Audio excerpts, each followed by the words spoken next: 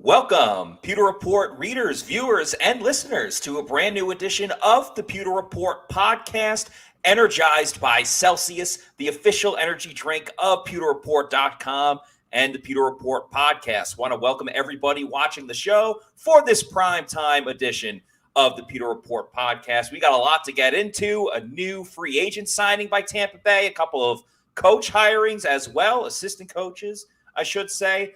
And we're going to talk about a very interesting topic on tonight's show.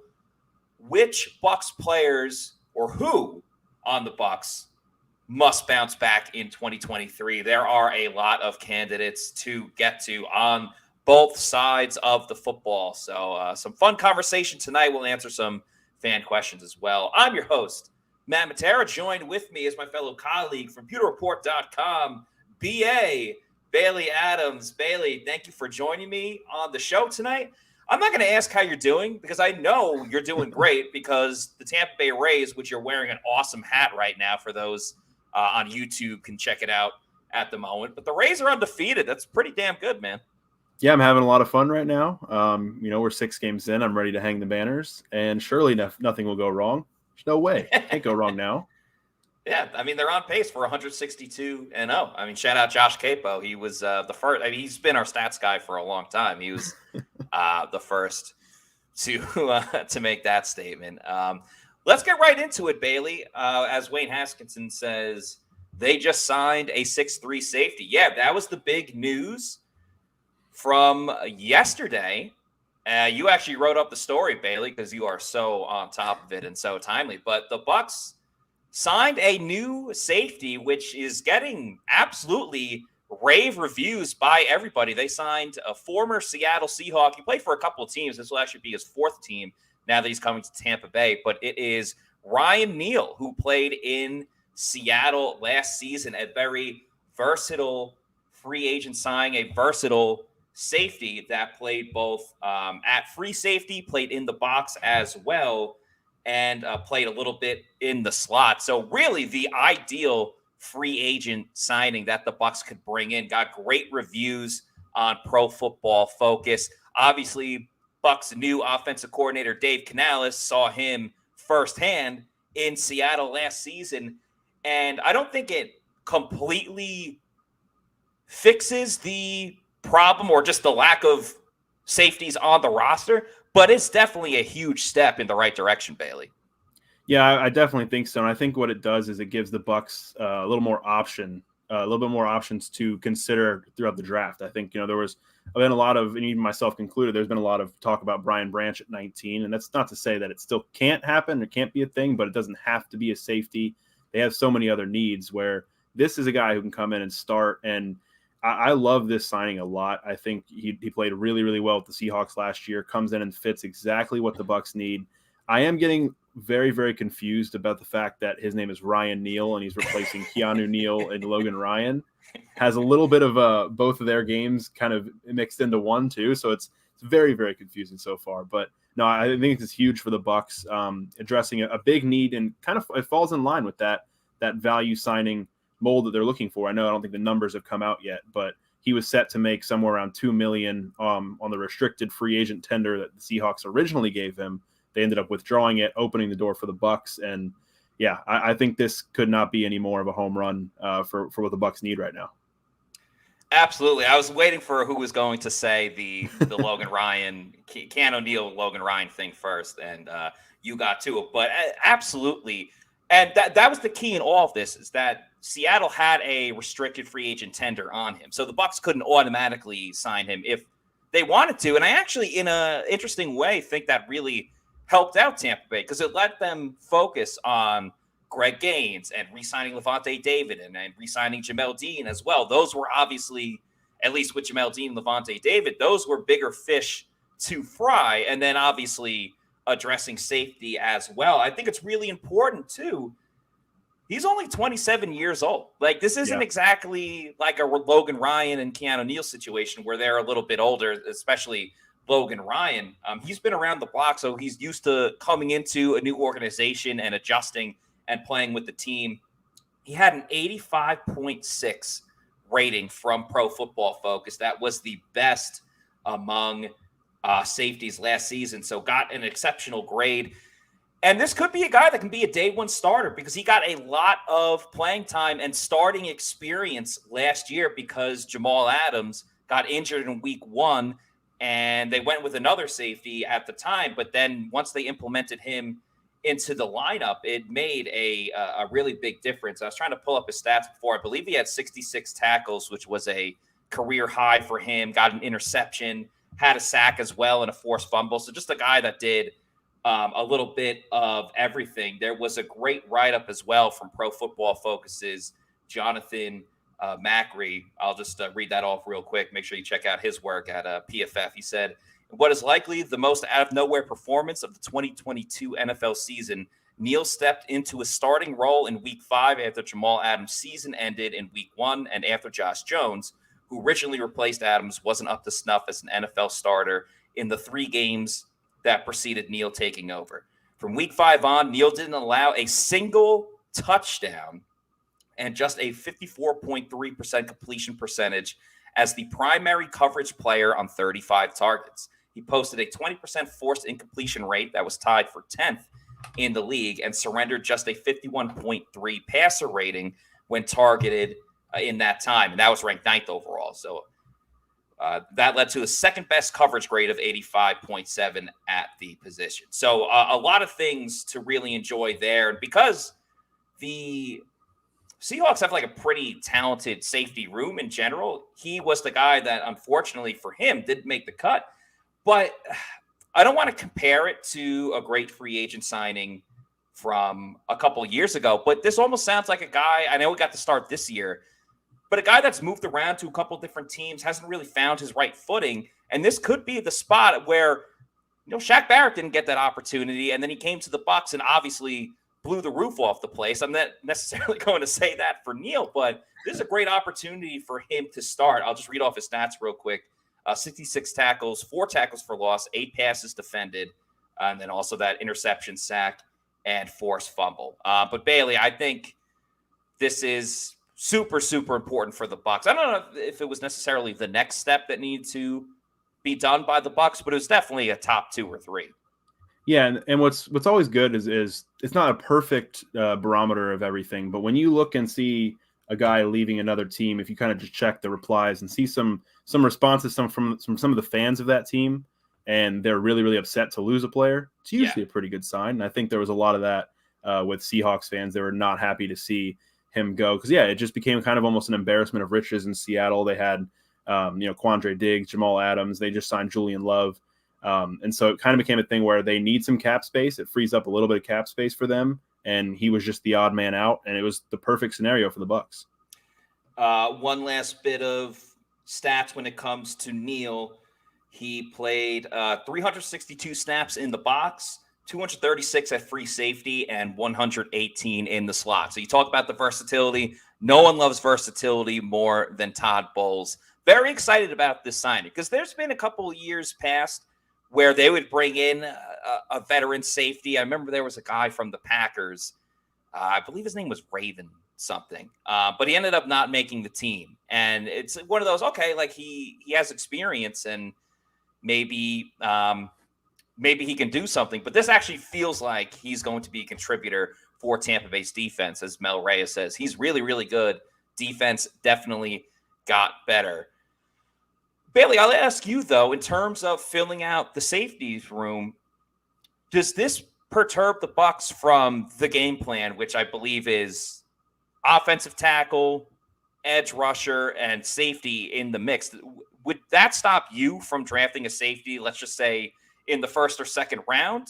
Or is it the same path because you still need to find that nickel corner, or maybe just another strong safety if you want to move Neal around? Yeah, there are a couple ways they could go with it because when you think about it, Neal's in here on a 1-year deal. So you don't know, there's nothing guaranteed beyond this year. So that's already kind of a sign that no, we don't necessarily count that as we don't need a safety early on. You kind of plan for the future at the same time. But I think when you look at the type of safety they may draft in the first round, in the second round, maybe the third round, it has to be someone with that versatility. I think it would be anyway, just because that's what Todd Bowles loves in a player, in a defensive player. But like when you look at maybe Brian Branch, you say he can play in the slot. So you're gonna have Neal, you're gonna have Winfield back at safety, you're gonna have Branch probably primarily playing in the slot, and he can play safety as well. Same thing with some of the other guys. I know Quan Martin's a name that has been really popular lately for a day 2 guy that the Bucs could be interested in. So I think that's the kind of thing that you're going to have to look at is you still need a starting slot defender, somebody that can play safety, somebody that can kind of do it all, like a guy like Neal. But you only have Neal and Winfield in the room other than Nolan Turner, who was a undrafted free agent last year. So yeah, they need to fill out that room, and getting a young versatile guy in there and day 1. I think right now I'd lean more toward a day 2 need. Yeah. Just depending on how the board shapes up, I think, and how the draft falls for them. But, I don't think there's any reason to say, no, the safety is not going to be a need on day 1 or 2 these days. I think it helps pinpoint the Bucs narrowing it down to either an edge rusher they're in love with, and I'd recommend for everybody to go back to yesterday's show where Scott and I identified and spoke about a lot of the top pass rushing prospects that the Bucs might be interested in the first 2 rounds. Or, of course, if there's an offensive tackle on the board that the Bucs are absolutely infatuated with. I think the other exciting part, Bailey, and you hit the nail on the head, there's another safety in the room. It's not just Antoine Winfield Jr. and Nolan Turner anymore. I mean, at some point, you had to bring someone in, and by process of elimination, someone was going to get that call. They can only draft so many safeties. So it's not just bringing in another body. It's a lot more than that for the Buccaneers. So very intriguing to see what he can do in a Todd Bowles style defense. Neal will actually be talking tomorrow at the Advent Health Training Center at the Bucs facility at 11 a.m. So stay tuned to pewterreport.com for all of that coverage. We'll have photo, video, put up some of the best of things that he said. We'll see what interests him about playing for the Bucs and why he came to Tampa Bay. So we'll spend a little bit of that on tomorrow's podcast with some videos from Ryan Neal after we get the opportunity to talk to him. The other little bit of news, there were a couple of top 30 visits, and Bailey, maybe we'll let you expand on that later because there was a specific running back that you seem to be a big fan of. We could talk about that in a little bit, but the Bucs also added to their coaching staff on the offensive side of the ball. So they hired David Rye to be their offensive analyst, and then David Rye, to be their offensive analyst, and Jordan Somerville to be the assistant quarterbacks coach to work with Thad Lewis, the new quarterbacks coach. So Rye is an interesting one. As you see in this picture, he used to work for the Arizona Cardinals, got to work with Larry Fitzgerald. He spent a long time there. He spent 7 years in the NFL as a wide receivers coach for the Cardinals and had a variety of roles with the Green Bay Packers. He got to coach Larry Fitzgerald. He got to coach DeAndre Hopkins, Devontae Adams as well. So a lot of big names there. I'm sure Mike Evans and Chris Godwin will be happy about that. And then he spent a lot of time at the college level with Vanderbilt. So definitely a lot of coaching experience. He began his career as a coaching intern at UCLA. So a lot of connections there. Somerville joins the Bucs from the University of Oregon. He was there last season as an offensive analyst for an offense that ranked 6th among Power 5 programs in scrimmage yards and 10th in points per game. He actually worked alongside Bo Nix, which could come into play if the Bucs are looking for a quarterback next year. He also worked as a running backs coach and recruiting coordinator at the University of New Mexico for a couple of seasons. So a couple of new coaching hires. Pretty nice. I mean, I'm not crazy familiar with either of them. I mean, we'll say David Rye looks a lot like John Gruden. That was one of my biggest takeaways. Yeah. The hair and the visor. It's just the way that goes. Yeah, I kind of got that feeling. Saw a picture of him earlier, and I was like, at a quick glance, I was like, John Gruden? No, it's not John Gruden, but similar hair. Yeah, so a couple new coaches in the mix. Obviously, they want to bring in change. That's why Dave Canales is the new offensive coordinator. We'll find out what they have in store for Tampa Bay. Bailey, before we start talking about the the players that need to bounce back in 2023, there was a specific top 30 visit that you were a big fan of. Please tell the Pewter people about Roschon Johnson. Yeah, so Roschon Johnson coming in on a top 30 visit with the Bucs today. Obviously, everybody knows Bijan Robinson, the star running back, probably, obviously the number one guy in the draft. He's been mocked to the Bucs a little bit, but from what we've gathered, the Bucs didn't meet with him at the combine. I don't know that, he's going to be the pick at 19, which was where he would need to be picked. Another one that intrigued me, or the guy that intrigued me from Texas, is Roschon Johnson, who's stuck behind Bijan Robinson, but still really, really consistent, really, really good power back. I think he averaged over his 4 years, it was like 5.8, 5.2, 5.9, and 6.0 yards per carry. Really just a bruising guy, kind of a similar build. I know he's listed at 6'2". I think at the combine he was more like 6 foot. He's around 220, which is kind of where Rachaad White is right now, according to him. It's what he told Scott Reynolds of Pewter Report, of course, our boss and the man that runs the place. But yeah, so he does have a similar build to Rachaad White, but it is a really, really interesting one because Roschon Johnson is a bruiser. I think he had a 54% or 45% missed tackle rate forced in the last 2 years, which was like the best among college running backs with the minimum of 190 carries or something like that. Just a tackle breaker, a tough guy to bring down. I think he'd add a really, really nice element to the Bucs running backs room, the Bucs backfield. The only thing that, you kind of wonder about is he's kind of getting a 4th round grade, somewhere falling in the 120s. The Bucs don't have a 4th round pick. So it'll just be interesting to see how that kind of falls for them. And definitely something somebody actually wrote about today for pewterreport.com, and he dove into a little bit of the character side of him. And the Bucs love high character guys, love leaders and captains, and rave reviews for Roschon Johnson about the type of player, type of teammate he is, because as I think Steve Sarkisian, the head coach at Texas, said, he could have been a starting running back somewhere else, but he stuck around and, really, really he said he didn't count his carries. He made his carries count, and really just spoke very highly of the type of player and the type of person he is. So an interesting one to me. I think he would be someone I'd love to see end up with the Bucs. Yeah, there is no question that the Bucs look for high character players. They absolutely love drafting, really any player that was a captain of the team that they played for in college. And I think it's important to notice that Texas, while Bijan Robinson, without question, was the guy, they rotated their running backs a fair amount. Robinson was the de facto RB1, but that didn't stop Texas from moving to different running backs throughout the game. So he definitely still got enough playing time. There's still enough tape of him, and who knows, there could be another running back that gets drafted by Tampa Bay in a late round. We'll see if he's the guy.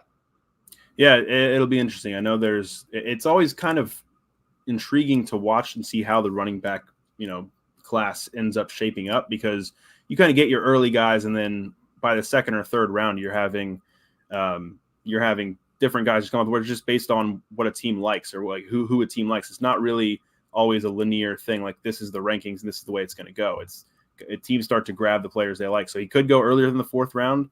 Maybe he'll stick around even later. It'll be interesting to see how that shapes up. Bucs had another top 30 visit as well. That was with a quarterback that's projected to really be a day 3 type of guy. That's Clayton Tune out of Houston. Ian Rappaport was the one that reported that. Tune started 3 years and was a captain. So again, goes with the theme that Tampa Bay had. He threw just under 12,000 passing yards, threw 104 touchdowns to 41 interceptions.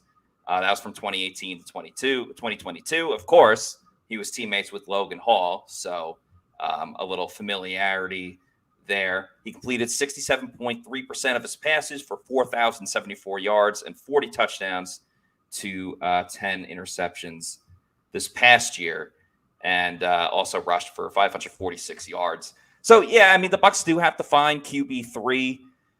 It could be a rookie, someone that they draft, or even an undrafted free agent that they bring in, or could be Ryan Griffin for all we know. They also could go the veteran route. So Bailey, I'll ask you, would you go with a veteran for QB3, or would you go with like someone like Tune, or just someone in the draft that you can kind of mold and fit your offense? I'd probably lean toward a veteran, a cheap veteran who's kind of been there, done that. Not necessarily, I don't know. I get a weird feeling about drafting a quarterback, especially, before day 3 this year, because you have Kyle Trask and you want to give him a chance to compete with Baker Mayfield.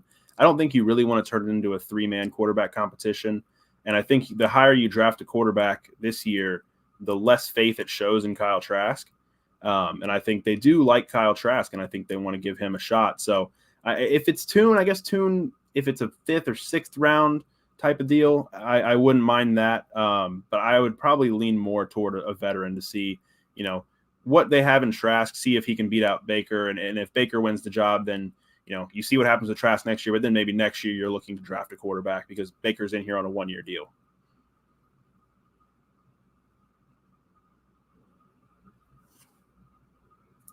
Looks like we lost Matt here.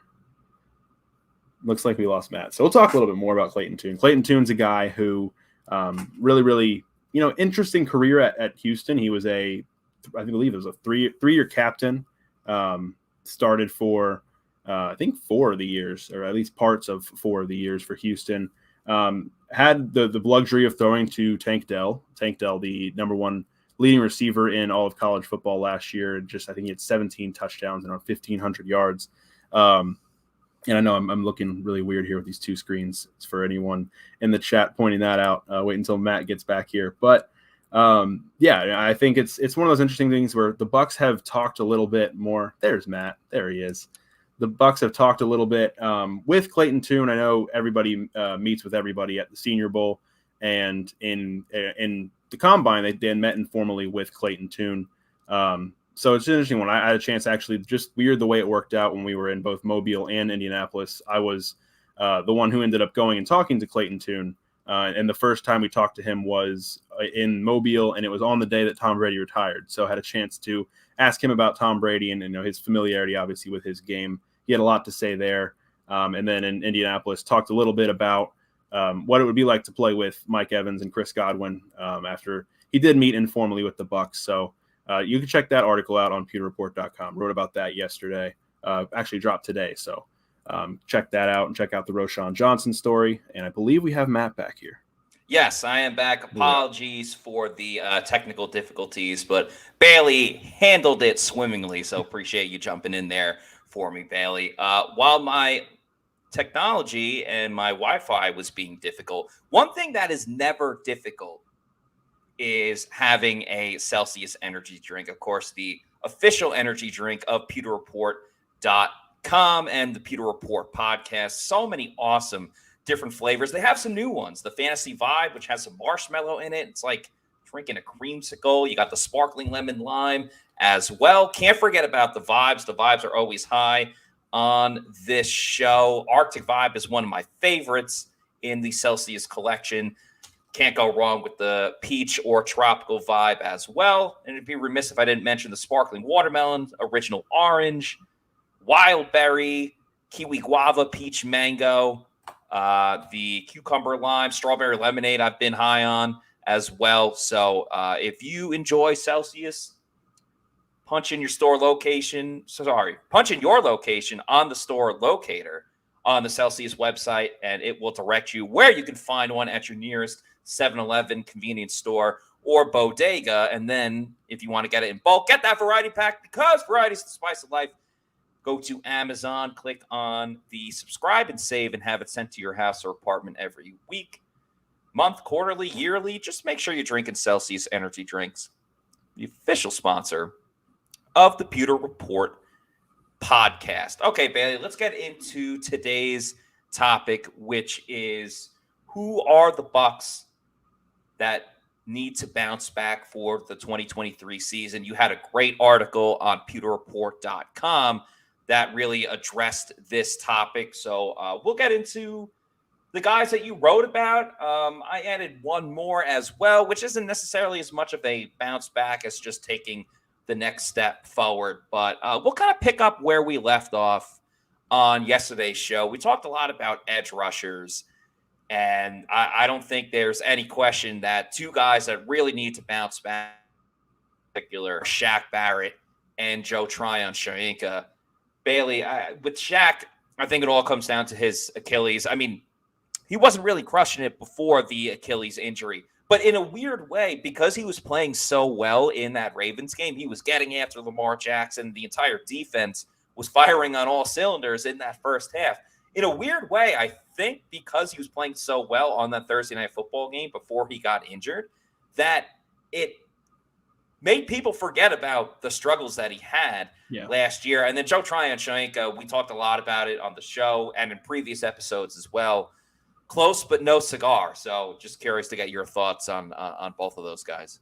Yeah, with Shaq, I think it is twofold. I think he needs to bounce back from, the level of play that he did have early on last year. I think he had a really good game in the opener against Dallas. Then kind of dropped off, wasn't as productive after that. There you see, I think that's where Dak Prescott, fractured or messed up his finger. You were there live for it. I was, yeah. So he had a good game there, kind of, disappeared a little bit later on in the next couple of games. And then he resurfaced in that Baltimore game and played really well. But yeah, not the best Shaq Barrett we've seen. And then, of course, the other thing he has to bounce back from itself is the injury. An Achilles injury, I think at this point and this day and age is almost tougher to come back from than an ACL. You see guys coming back from ACLs all the time.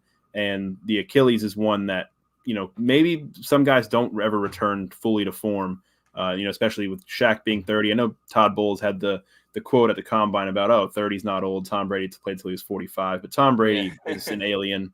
And there's I don't think that's necessarily the rule these days, especially at a different position like edge rusher. But would love to see Shaq come back. I think the Bucs are hopeful that he will. I think they might, give themselves a little bit of insurance in the draft and kind of get a young guy in there. And then another guy they're probably, really, really counting on this year is JTS, as you mentioned.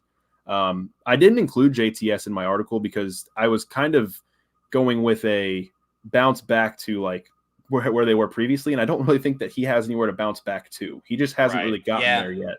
Yeah, that's fair.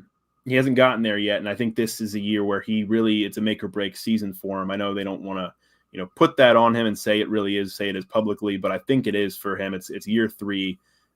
Really has to just take a step up. I think we've seen the flashes and we've seen some good things from him, but he just isn't finishing sacks. He's missing more than he's making. And, there's times where he's really, really great setting the edge, other times where he's kind of just out of the play. And yeah, it's been a little frustrating with JTS because I think there's a player in there. It's just, he's not to where the Bucs need him to be yet. Yeah, we're being a little vague with the term. We're saying bounce back, but a couple of these guys on the list are more taking the next step forward, really. I'm curious to get your thoughts, Bailey, because I've been saying this for the past couple of weeks, and I don't know if you remember, but Todd Bowles had this comment about that the outside linebackers have to play better. They need more production from there. He pretty much said Vita Vea shouldn't be leading the team in sacks like he did. And then they brought back Anthony Nelson. And I get that Shaq is under contract and JTS is on a rookie deal, so they wouldn't let him go, nor do I think that they should. But bringing Anthony Nelson back, aren't you pretty much just going to get the same production? Like, unless they decide to draft an outside linebacker in the first round, I don't really foresee the outside linebacker being anything more than like edge rusher number 4, just based on where the rest of the room lies. But if you didn't like the production of the outside linebacker room, why do you have like the same group intact? I think they really must just be banking on having these guys. Well, with Shaq, hoping he comes back from injury and being Shaq Barrett again, and the other one is they need JTS to take the next step. I think they're really just based on the state of the roster. They don't feel like probably they could fully upgrade at the position, try to run it back with what they have, maybe add one in the draft, and hope they get some more production from them, hope they get guys to step up, and then maybe revamp it next offseason when they're is a little more cap space and a little bit more room to work as far as, fewer needs they need to address. Because, I agree with you. I think it's hard to say right now, like, that group's going to be, much better or even better at all than it was last year, because it's the same group. I know another guy they have is Cam Gill, who will be needing to bounce back from his own injury, but he's a guy who they were hopeful that he would step up, after in the preseason, and then the injury was unfortunate, really bad timing. But, you don't really know anything about this Bucs pass rush right now from the outside linebackers, because it's all question marks. And then I think what you're going to get from Anthony Nelson. I think you've got a solid rotational guy there. Not the splashiest player, but I think someone just mentioned he does the dirty work. He does. He's got that side to him where I think he definitely brings value. I know there's, back and forth on the contract they gave him, but it's weird. Not weird, but it's interesting to find out what they are expecting from this group, because it's the same group. I just feel with Anthony Nelson that he's kind of reached his ceiling. Yeah. And we got to give him credit. He led the outside linebackers in sacks last year, and he led the team in forced fumbles. So Anthony Nelson was the best edge rusher that they had last year. That's an indictment on the team, I think, on the defense. Yeah, exactly. It's a little bit more of an indictment on the defense than it is the exceptional play of Anthony Nelson. So, all eyes will be on Shaq coming back from that injury. How do you feel after the first practice? How do you feel after a week? What was it like getting back in a game? Those are a lot of things that you'll see during training camp, preseason, and even the regular season with Shaq. And JTS, honestly, I don't care what he does in training camp. I don't even care what he does in the preseason. We know he's a freak of nature. We know he's quick. I'm sure he's going to win a lot of battles in training camp against offensive tackles if he goes up against a backup. He should. He was their first round pick, It's for me, it's all about what JTS does in the regular season. Now, if he has a slow training camp, I'm not going to freak out about that either. My Mets are 3-4. I'm not freaking out about that. There's a long way to go. There are a lot more things to look at in training camp more than how is JTS doing. JTS, it's all about what he will do in the regular season. Let's flip it over to the other side of the ball. Also on the line of scrimmage, a little more interior though. Two guys that are, one's in a similar situation with Shaq Barrett in terms of recovering from injury. The other one's in a similar situation of Joe Tryon-Shoyinka as being a young player that is trying to figure it out in this league. And that, of course, we are talking about Ryan Jensen and Luke Goedeke. We all know the story with Ryan Jensen. He got injured on, was it the first or the second day of training? Second day. Second day of training camp, was out for the whole year, was able to return for the playoff game against the Dallas Cowboys, where unfortunately the Bucs lost. Luke Goedeke got the start at left guard to begin the year. He got beat like a drum. He got injured. They put in Nick Leverett. Then Goedeke was kind of healthy, and they did this weird subbing in, subbing out type of thing. I think it kind of affected his confidence. But Luke Goedeke ended on a high note, but not playing guard, playing right tackle. And so that's the big question of where is Luke Goedeke going to play this season? And with Ryan Jensen, it's all about, are you fully recovered? Because he didn't look great in that playoff game. But I also think, this year, completely different situation. He's going to have the whole offseason and training camp to be ready, and then it's going to be all systems go. Bailey, your thoughts about those two players? Yeah, I'll start with Jensen because I feel like I have less to say about him. That whole playoff game kind of was a wash to me. The fact that he even got back on the field after missing all year and having that injury that he had, not even having surgery, I think that how he looked in that game doesn't really worry me. I think it's more about, all right, fully recover this offseason, get back at it. And I know I saw someone in the comments earlier saying that they were kind of defending, or not, I don't know about defending, but questioning Ryan Jensen being a bounce back candidate. It really is. It's just a case of bouncing back from his injury because missed the whole year. And we know that he can be an elite center, but can he still be an elite center after almost a full year off? And he's getting up there in age himself. So, there are some questions there, but I think one of the more reliable guys you have on that offensive line, Gedeke's the bigger question because, yeah, he needs to bounce back from what really was. It was just a rough rookie season. The first taste of action he got in that early part of the season was against some really, really tough defensive tackles, some tough interior guys that it was just a welcome to the NFL kind of thing for him. And he never really got going. He had the foot injury. And then Nick Leverett had been playing well enough to where they could not justify putting Gedeke back in. But yeah, as you mentioned, he played really well at right tackle in Week 18 against the Falcons. I know he moved back to guard and played well against the Cowboys in the playoffs. But the good thing I think for Gedeke is that he's going to get a chance to bounce back. It's like his confidence might have been shaken a little bit by the way the early season went, then the injury, then not getting his job back. But he's going to have a shot with the state of this offensive line right now because whether it's at guard or whether it's at right tackle, he's probably going to play somewhere. I know Scott wrote about that recently on pewterreport.com because they're trying to piece together this thing. They released Donovan Smith. They traded Shaq Mason. So they have some openings, whether they move Tristan to left tackle, maybe open up a chance for Gedeke to start at right tackle for that job, or one of the guard positions, potentially the right side, because I know he played right tackle in college. Maybe playing on the right side will be better for him at guard. But he's going to get a shot, and he's going to be able to have a chance to bounce back from what was just an all around tough year for him.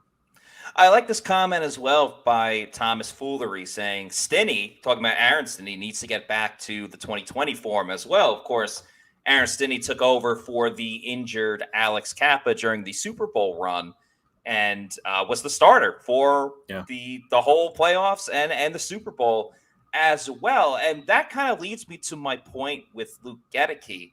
I like the depth that the Bucs have at interior offensive line, even without Luke Gedeke, because you're talking about Leverett, Robert Hainsey now doesn't have to play center, and you move Aaron Stinney into the mix. You already have three guys battling for two spots. So if you want to throw Gedeke in there, you're just adding extreme depth. And I know Gedeke had a lot of issues last year, but you're at least adding a lot of depth to interior offensive line. I like the idea of moving Gedeke to right tackle, but not to be a starter. I still think the Bucs should find their starting offensive tackle, probably with the first round pick that they have at 19. Find your starter there, or maybe another veteran in free agency. But let Gedeke be like your top backup offensive tackle, or even that swing offensive tackle, because he's already moved to a couple of different spots. He did that a little bit towards the end of the year as well. And let's remember, no pun intended, because of this guy's last name, Josh Wells is no longer with the Bucs. He was going to be injured anyway, but he signed with the Jacksonville Jaguars. So they need that swing tackle. And I think maybe Luke Gedeke could be the guy for that opportunity, because and we'll see with Dave Canales' offense. We don't know how much they're going to use that swing tackle, if O'Keefe can be that guy. But yeah, that's important. Al Bundy said as well, Gedeke really just looks like a backup depth to me. That's why we really need to draft a right tackle. Yeah. What would you do? Would you play him at guard or would you play him at tackle? Like if you're the coach, if you're Todd Bowles or Dave Canales, where are you putting him? Ideally, I'd draft a tackle, whether it's left or right. Figure out if it's a right, obviously, you're going to move Tristan Wirfs to left tackle. But if it's a left tackle, then you can keep Tristan Wirfs to right tackle. I think the idea of having Gedeke compete for that right guard spot, that intrigues me, just because last year, I know Scott has mentioned, and Scott wrote about it, was him moving from the MAC to the NFL, from tackle to guard, from the right side to the left side. Tight end, a lot. Too. Yeah, that is a lot to adjust to. And so maybe, it gets all messed up with the footwork. And if he's comfortable on that right side playing right guard, I'd probably give him a shot there and then figure out the tackle position through the draft. A couple other guys that were on your list that I also agree with. I didn't really mean for this to go in bunches, but it's kind of worked out that way with the positions in general. We're talking about the greatest offensive player in Tampa Bay Buccaneers history, wide receiver Mike Evans, and a newer Tampa Bay Buccaneer wide receiver who's going into his second year with Tampa Bay, Russell Gage. Bailey, you can start just your overall thoughts about Mike and Russell Gage. Who are you more paying attention to / not as concerned about? Where do you stand with these two wide receivers? Definitely not as concerned about Mike Evans. Mike Evans was one that he still had his 1,000 yards last year. It was just the touchdown production that dropped off, and that was kind of, I think it was less of a Mike Evans thing and more of a Buccaneers offense thing. Just overall the production and the lack of scoring. So it was bound to happen. It was kind of just a ripple effect with him. I think he had a couple of bad drops, but overall not concerned about Mike Evans, but just would like to see him bounce back and kind of return to that 8 to 10 to 12 touchdown range that he typically lives in year by year. Of course, that all depends on the quarterback position and how this new look offense goes. But Russell Gage is the big one. He's the big bounce back. I think almost you could argue that he's maybe the one on this list who needs the biggest bounce back, because the Bucs paid him handsomely last offseason. He's taken a pay cut to stay here. This year has some incentives to reach, and he never really got going last year. He looked really, really good. I mean, if you go back to last training camp, I almost said spring training. We're in baseball mode. last training camp, you talk to some of the guys. You talk to Carlton Davis, some of the different corners and defensive backs we talked to. Who's the toughest guy to cover out here? And a lot of them were talking about Russell Gage, saying he's slippery, he's tough, he gets the separation. And then that hamstring injury happened in the preseason, and he just never really recovered. He couldn't get the separation. His yards per catch average dropped, massively, and didn't really ever get off the ground. I know he had 5 touchdowns and ended up as, I think, the number 2 touchdown leader in terms of receiving touchdowns behind Mike Evans, who had 6. But Gage, I think, to be the Bucs' number 3 receiver, to earn those incentives, to kind of pay off and rebound from his first real injury-plagued season. Yeah, he's really got to have a bounce back in 2023. And remember, he got carted off the field in that playoff game late in the game, which was a scary, very, very scary situation. As far as it goes with Mike Evans, I agree with you. I am the least bit concerned. I know Mike was on Instagram a couple months ago or a month or two ago where he's like, just wait till you see what I have in store for this season. I'm not even as concerned about playing with a different quarterback, because let's remember Mike's consecutive 1,000-yard streak. He did it with Josh McCown. He did it with Mike Lennon, Jameis Winston, and Tom Brady. So whether it's Baker or Kyle Trask, that doesn't really concern me with Mike Evans. I just think it was a down year, which, as you said, still got 1,000 yards, still was a big playmaker for the team, still fights hard for the team. I mean, he literally got suspended for a game sticking up for 2 of his teammates. So I think Mike's going to be locked in. I think there's even more motivation. We talked a lot about chips on the shoulders of players for a variety of reasons. I think without question, Mike's going to be even more motivated this year. And that's why the microscope's going to be under Russell Gage for this year. I don't want to say I'm concerned about the injuries, because he's had a great track record. But what about the fact that now that he just got hurt, does he become a guy that he consistently starts breaking down now? Or is it it really was just a one-off, a flyer type of situation where just it was a fluke and he got hurt? I want to see how much he can regain that speed. And we've talked about the hamstring injury a ton, so I think we're kind of beating a dead horse at this point. But can he regain that form? And to your point with the incentives and the contracts and everything else in between, everyone else on this list, Shaq already made his money. JTS is a rookie still, or on a rookie deal, I should say. Jensen made his money. Gedeke on a rookie contract. Mike, greatest player in team history. The other 2 guys, well, one of the next guy we talk about is looking for that second big contract. But yeah, Russell Gage has a lot to lose, because if he underwhelms again, and I go back to what Jason Light said at the NFL Combine, he was asked straight up. I believe Scott Reynolds, PewterReport.com, for those who don't know who I'm talking about.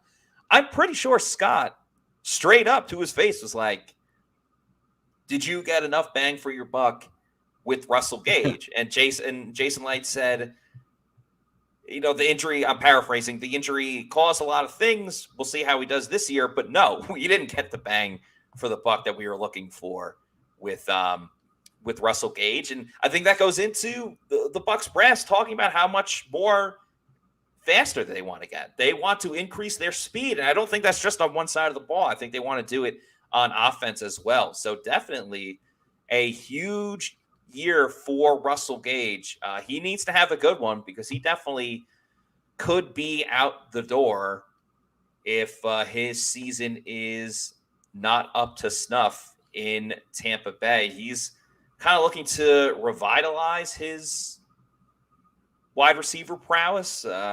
Maybe another word to really say that would be rejuvenate his career. So let's hear a message from our pals at Age Rejuvenation. As we age, our hormones decrease, both for men and women. I was tired all the time, had no sex drive. I was groggy. I felt like I was 80 years old because everything hurt. I came to Age Rejuvenation because I was tired all the time. Bioidentical hormones has really made such an impact in people's lives. I actually enjoy shopping now.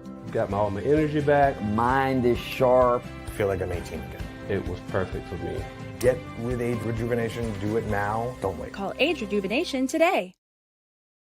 Look better, feel better, have better sex using Age Rejuvenation. As you see on the screen there for those watching on YouTube, John Gilmore, a former Buccaneer, big part of the Pewter Game Day show as well. That's a current day picture of him. That's not him when he was playing. He looks absolutely jacked in great shape. He talks a ton about how much it's helped him. Pewter Report's own Scott Reynolds has mentioned that Scott himself feels younger. He's lost weight from it. He's not taking naps anymore. So go to agerejuvenation.com, see how it can help you. They got testosterone therapy, peptide therapy, and stem cell therapy as well. agerejuvenation.com can show you all the information that you need. Okay, Bailey, this next guy, very, very polarizing, maybe the most polarizing figure on the Tampa Bay Buccaneers. That is inside linebacker, number 45, Get Live 45, Devin White. Also has a great song, Get Live Stables. Yeah, Trail Ride. We had the Trail Ride. A lot of us know the story now. For those that don't know, Devin was an ascending player. Loved the speed, loved the aggressiveness. He's obviously a team leader. He's been a captain for multiple seasons. A big part of why the Bucs won the Super Bowl in 2020. He had the interception at the end that kept the Chiefs from even scoring a touchdown and won me 2 straight Super Bowl boxes because I had the 1 and the 9 in the third quarter. No one scored in the fourth quarter. We'll always be thankful for Devin White for that. The last 2 years, though, especially last season, a bit of a different story. Struggled shedding off of blocks, up and down with his overall pass coverage. Went through some personal turmoil as well. His father, unfortunately, passed away. I think towards the end of the season, he started to pick it back up again. But this really sets the table, and we'll see if he'll be the head of the table, for a drama-filled season just in terms of Devin White wants that big second contract. And the Bucs aren't sure yet if he is deserving of that second contract, and I don't really know either. This is truly a make-or-break year for Devin White if he wants to be back in Tampa Bay. I think teams will still love Devin because they don't see the play-by-play, game-by-game type of things that we've seen with Devin White.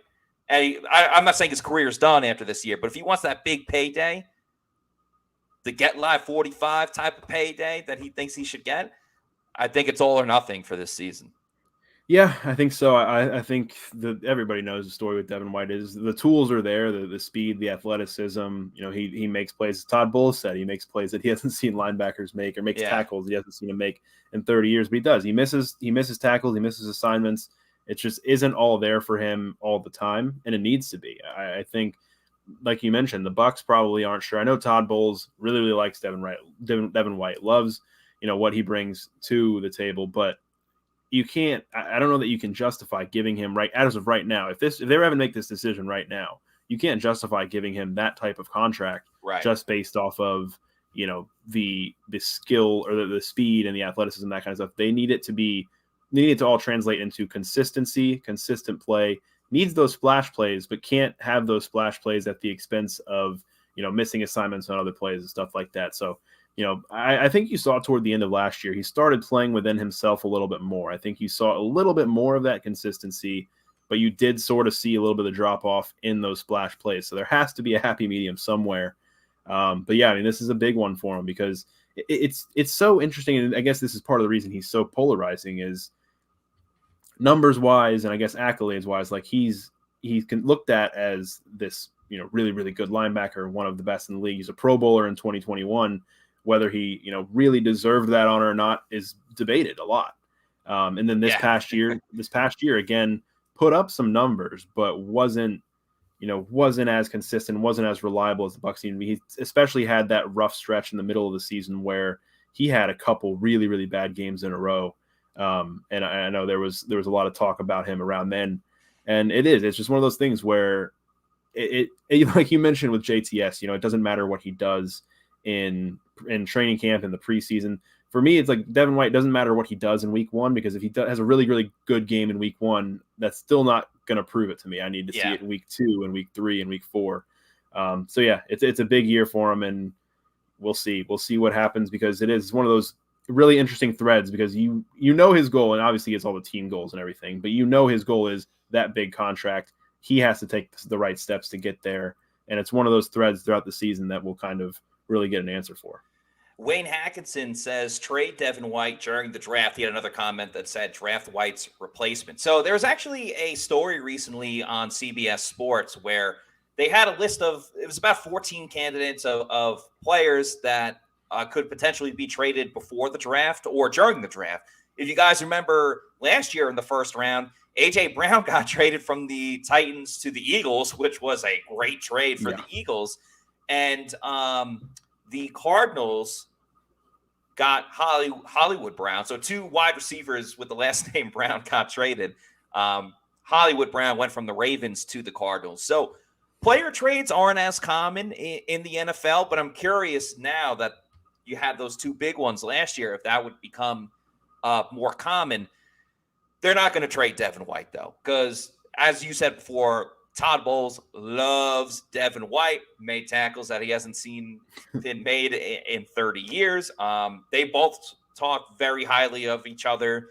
Devin White has spoken about how Todd Bowles has helped him and how he's been a big, almost like a second father figure in his life, always being willing to help out. And Todd Bowles shares the same sentiment about Devin White as well. I think it would be more likely that the Bucs would sign Devin White to an extension before they traded him to another team. So there is, never say never, but there is like barely a little chance of this actually occurring. Thomas Foolery with a good comment as well. I like Devin White, but you can't pay an off-ball linebacker a $100 million contract, especially when you have to pay Antoine Winfield and Tristan Wirfs. So that's the other side of it. And then also with trading Devin White this year, the Bucs have shown that they want to compete this year, and they want to find out whether or not they want to pay Devin White. But if you trade Devin White, this year's linebacker draft class is not that good. So when you talk about a weak linebacker class, when you still have to address other positions like offensive tackle, who's going to replace Devin White? There's not any more free agent names that could help. The depth is really bad for the Bucs on inside linebacker. Sure, you could save money. You can get a pretty good second-round pick. As Charlie Abraham says, if you could get a second pick for Devin White this year during the draft, that would be an elite GM move by Jason Light. Yeah, it's a really good pick, but you're gutting your team this season when you just decided you're going to go all in or at least be competitive with the moves you've made this offseason. Yeah, and I think it's another element to it is Levante David just signed back. I know it was only on a 1-year deal, but presumably Levante David signed back to still play alongside Devin White. So I don't know. And I know Levante is a professional. If this, for some reason, went down, I don't think there would be some big blow up or anything. But, I think this is the linebacker duo you're looking at is Levante David, Devin White. See what it looks like next year, because it will be interesting.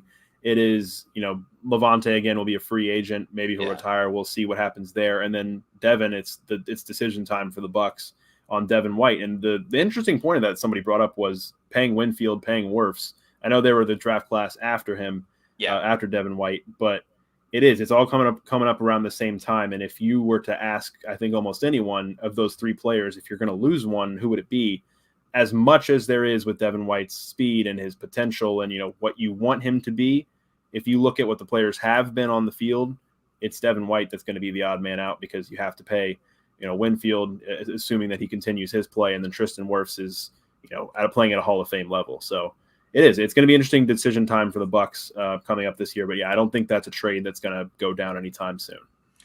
I don't think so either. The last player we'll talk about as we wrap up the show, another guy that it's more of taking the next step forward, and that is defensive tackle Logan Hall going into his second year. I just think it's more because of, and we'll see who the Bucs draft, if they bring in another defensive tackle, if Will Golston returns.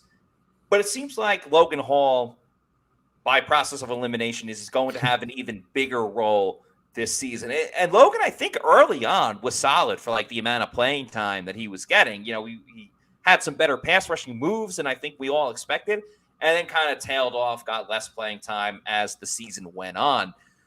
Are you concerned about him being like maybe the guy that is lining up next to Vita Vea if it's not Greg Gaines? Because I'm not too high on Logan Hall. I wouldn't say I'm concerned. I guess would lean closer to intrigued. I know he had to put on some weight. I don't know what the status is there, but he had to put on some weight and beef up a little bit this offseason. And looking, like you said, looking at the state of the room, that's where it's headed. They're seemingly giving him that opportunity to step in next to Vita Vea. And obviously they were high on him, drafting him, the first pick of the second round last year. And there was some stuff to like. There wasn't, a ton to see, especially, down the second half of the season. But I think it was a key year for him to learn and maybe develop a little bit behind the scenes. Not what you always want to see with your second round pick. I think, would love to see some immediate impact. But I think he's going to get a shot, just like you said, like by process of elimination. There's not a lot of other options there unless they go early with another defensive lineman, which, I wouldn't rule out. But I think there are a lot of ways that the Bucs could go early on. So we'll have to see. Now, in defense of Logan Hall, defensive tackle, outside of like quarterback and defensive back, defensive tackle is one of the toughest adjustments for a college player going into the NFL, just by the sheer size of offensive linemen that he's going up against. But it's funny, we mentioned before, I talked about that, I don't really care about how Joe Tryon-Shoyinka does in training camp. I don't care what Devin White is going to do in the preseason. For Logan Hall, I care about both of those things. I want to see how Logan Hall looks. Has he really built his frame more? Did he put on more weight? How is he looking in one-on-one matchups? Does he feel comfortable lining up next to Vita Vea and Greg Gaines? I'm definitely really intrigued for Logan Hall in training camp, where I'm not with some of the other defenders on this team. This is a huge step up for Logan this year. I'm not sure if he's going to be able to answer the bell, but he does bring speed. He has some better pass rushing moves than I would say other prospects that the Bucs were looking at the time in last year's draft, and even some guys in this year's draft. So while I'm not very high on him, I'm definitely open to just watching and learning and seeing if Logan Hall can prove me wrong. What I'm really curious to see is, I know it's only been maybe two and a half months since the Bucs last game, since they last played. And I know a lot of guys will go on vacation. They'll start their training again a little bit after that. But when the Bucs get back together for, mini camp, OTAs, then, and of course, the mandatory mini camp, I'm curious to see what Logan Hall looks like. Curious to see if there is that, yes, that little bit more size there that he needed to add in the offseason, because I think it's a big offseason for him. And as you mentioned, it's tough sometimes, and actually a lot of times, for defensive tackles especially to jump right in. I know Warren Sapp, Vita Vea, those guys have not, taken off year one. They've developed and it's turned into something else. I'm not saying Logan Hall is going to be Warren Sapp. Not even going to say he's going to be Vita Vea. It's just it's an adjustment period for that position, and it'll be one of the things, again, to follow throughout the offseason and their offseason training and then in the training camp, to see if he really is ready for that bigger role. Because I know Todd Bowles said he'd like to see Akeem Hicks back. There's potential for Will Golston to come back. I'm good on Hicks too, just for the record.